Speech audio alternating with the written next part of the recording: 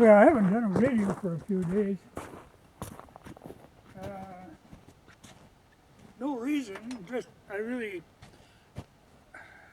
didn't feel like. I mean, sometimes it's a lot easier for me to just go ahead and do stuff and not bother filming it. Particularly, like this time of year now, it's always a problem keeping batteries charged, like on the laptop. And if I try to do something where I have to edit a lot, something like this is no problem. But if I have to edit, well, it's a little awkward. Or it takes a lot more battery power and time. And when it's cold, things get affected. But I thought I'd do a little video on this because I will make one of the longer edited ones when I make what this wood is being cut for. But this is some of that ash that we cut for firewood, but like I said, I'm going to pick through there and find any good stuff that I can save. Now what I did first, I cut off a slab with the haddon, you tack a board on, cut that slab off, nail this on here, and then cut this slab off this side. So now I'm going to put that Alaskan on and I can start ripping it. This stuff is a little tough because it's really dead, but the good part is then I can work with it right away and not have to worry about any shrinking or warping, though ash isn't that bad anyway. But it rips a little, it takes a sharp chain on that really dead stuff.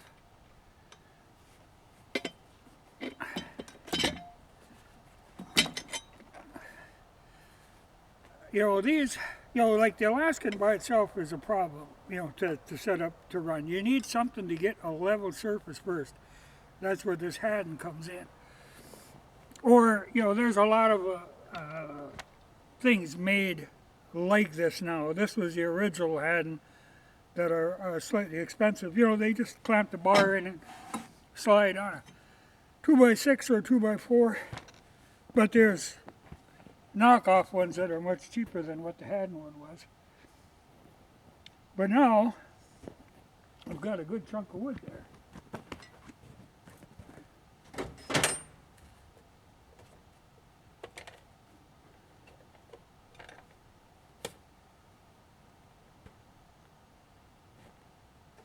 But,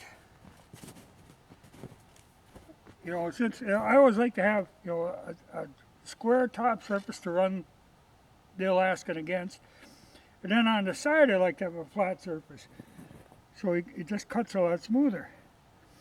But cutting that way, I can get 12-inch boards out of this, which is all I can get in the planer, and quite a few of them. Then some 10s and some 8s, get down to I got the slabs again. But even that slab wood has uses. And what I don't use I can always burn. But I just hate to burn stuff I can make good use out of. But I thought I'd try it. This is where, I'm going to be working on a project, and this is the wood I'll use for that. It's got a few knots in it, but for what I want it for, that's fine. But it's nice wood. Well, like I say, I haven't done a video for a while,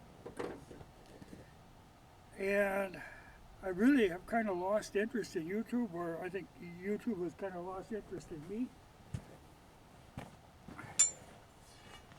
I've never been all that enthused about it. Like I say, a lot of times it's just easier to go ahead and do what I want to do. It ain't like you're going to make a killing off YouTube.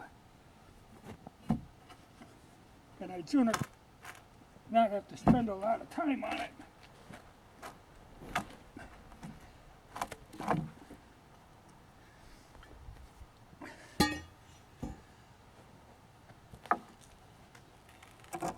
Yeah, they're tight. Should use shorter nails when I go in this. I need long nails to get through the bark, But I don't need them when I get into the wood. They just pull out. Or pull through. It's funny, them 2x4s are really, or 2x6s they are. I've used them same ones for a long time now. Eventually I'm going to have to invest in some new ones.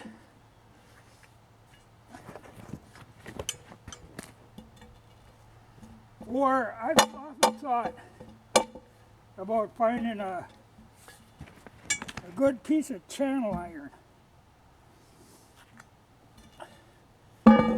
that would fit the Haddon just perfectly. That would work. Though there'd be a lot of bouncing and clattering. Like I said, now I got two square sides that the Alaskan can run against.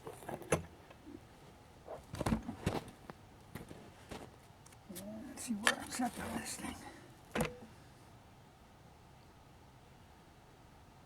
Yeah, she's 1.25 inches. I think I'm going to go a little less than that. You know, 1.25 inches, for some things I use that, but I think that for this I want to go with 1 inch. Or just slightly over 1 inch. Well, it depends on. You know, I like to leave a little extra for planing, but I don't know that I have to plane these.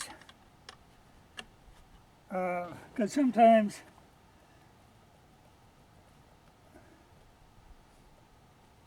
I really don't want a plain surface.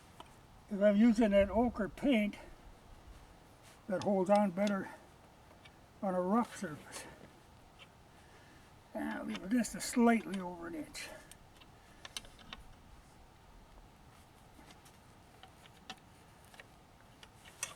So this thing works good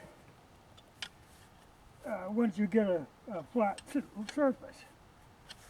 Because then, like I say, it just runs up against there. And I could actually switch out to my 20-inch bar. A lot of times I'll need a 24 to get that first slab cut because you're reaching a lot more. But I can do this with the 20. But I'll go ahead and cut these and see what I end up with. Normally I'll do this where I, like I say, I have one flat side here, one flat side here, then leave this whatever, and then I can take and rip them on a table saw to get the final width. It's easier than monkeying around. I mean, I could take and tack that on with a Haddon and square it off, but I've done it. On certain things I do it, but normally I'm trying to get as much wood out of these as I can. Like I say, some of these, like the first one might be a 10-inch, but then I'll have a series of 12s, then I'll go back to 10. You know, but I get as much wood out of it as I can. And then I gotta look at it and see what I end up with. Well, I was gonna show too, or I should. You see how this is cut like this? You know, first I cut, when I was cutting the tree down, I cut it at an angle from both ways. Then I cut in here to drop it. But you always leave this cut a little bit higher, so this has got an edge that it pushes against the stump, so it doesn't jump back off the stump. You know, you want to keep control of it so it doesn't come flying back at you. Especially in that where we were cutting, it was so much underbrush, you know, that it was a little dangerous. It was hard to clear it out. There was vines and gooseberries and stuff. So you really want to have a control over them.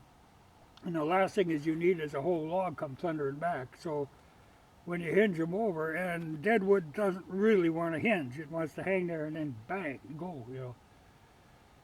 So you really want to be able to hold her, and that's what that was for. Also, it makes it nice if you're sliding them out. You know, you can slide them with this part down. It doesn't grip in as much. But I've got quite a few of them in that pile that I'll be able to, that the butt end is a good solid piece of wood. So like I say, as I'm cutting, you know, I'm cutting them into like half what they are, like 8 to 10 foot lengths, and bringing them home and stacking them up here, cutting them and stacking them. Because I've got them just out in the pasture here. That's where we could unload the truck. But as I'm doing that, I'm sorting through and finding the best stuff that I can make something out of. Because like I say, it's ready to be used. It's really nice and dry. But not rotten in the middle. You know, like a lot of the ash that you cut, like I say, has got the middle rotted out of it. Like, here's an odd piece that you can see is rotten and punky. So I was just, before I started cutting, I run through with the rip chain just to make sure that, you know, to get the rip chain settled into that bar and that sprocket and loosened up. That's when you get the shaggy stuff, which would be excellent fire starting material. But I won't bother. You know, at first I thought about videoing this whole process, but I've done it before. You know, so to make a big production of it, it seems unnecessary. You know, there's nothing new going on here. This is the way I've been doing it for a long time. And I don't make videos just to make videos. You know, like, it's got to be something that I think somebody might learn something from. And like I say, I've shown this so many times, it doesn't really matter.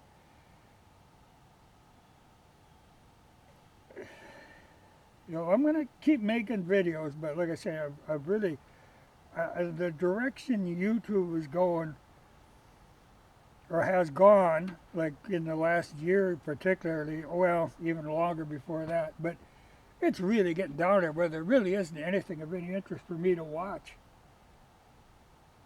And like I say, the comments, I've been leaving them off, and I'm going to continue to do that because it just makes my life a lot easier. I don't have to deal with the constant emails, you know, which gets old.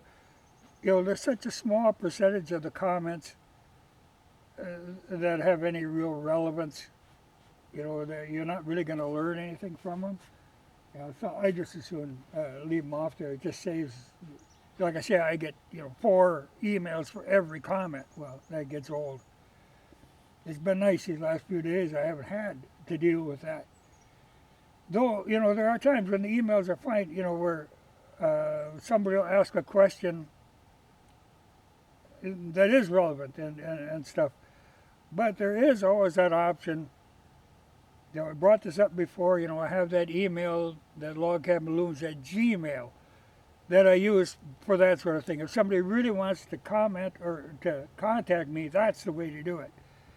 You know, if you have that great need to make this public speech, well, then, like I say, I close the other ones just to keep that, because you get these long-winded people rambling on.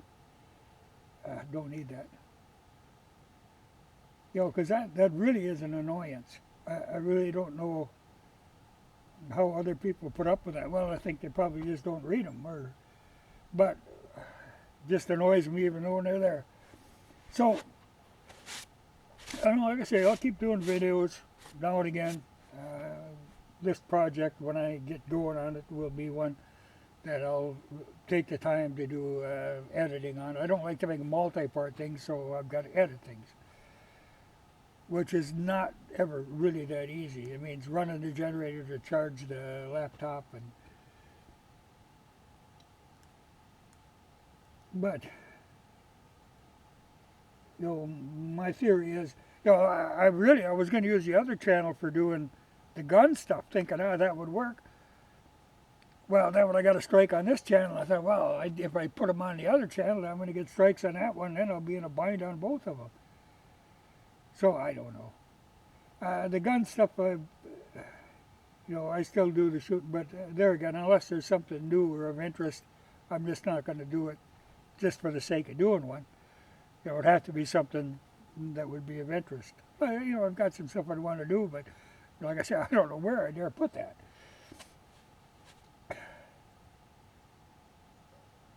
Yeah, I'm sorry to see what's happened with YouTube, but there's nothing I can really do about it.